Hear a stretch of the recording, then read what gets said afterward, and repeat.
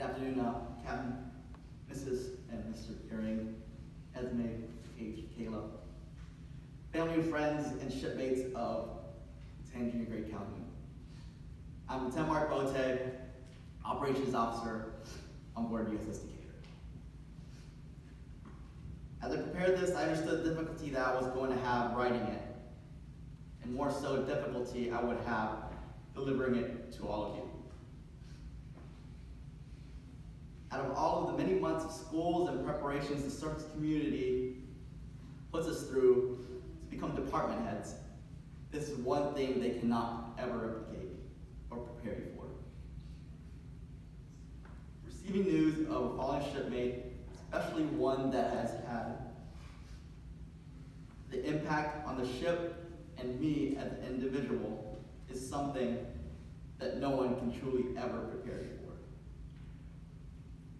Although as difficult as it is to come up with just the right words to pay homage to Mason, I know how important it is to me and to us as we continue this healing process. The difficulty of writing this was not because of the lack of memories or words, but the abundance of it. How does someone focus a 3 to 5 minute speech on Mason when within 3 to 5 minutes of meeting him, you have enough to write a full book?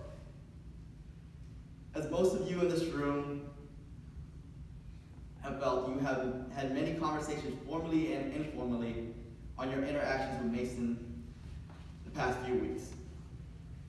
And as we all embarked in our own journey to make sense of it all, I know I have heard a common theme of how he lived life to the absolute fullest.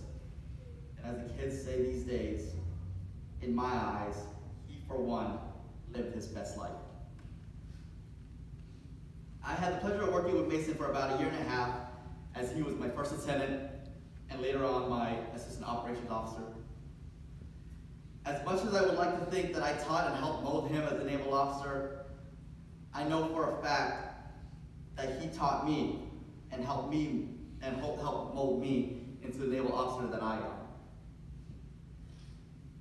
He reminded me through his actions of the importance of being true to yourself. His actions and how he approached both his professional and personal life was true to who he was, and he never wavered on that. He knew that he wanted what he wanted and was going to go after it with full force. He brought energy like no other, he was bold, and he was daring. Our CMC likes to talk about how khakis own the energy of the ship and the importance of that to the life of the ship. That energy will make or break a day, a certification, or the morale of the crew. I, for one, am also a huge believer in that, and I have preached it to my department leadership. This is one area that I always tell every new ensign that I meet that they can bring to their division coming right out of the commissioning source. Ensigns may not bring a lot to the table on the very onset when it comes to level of knowledge on day-to-day ship operations, but since the average age of a new ensign is 22 years old, new ensigns will naturally have more energy than us 30, 40, and maybe 50-year-olds that are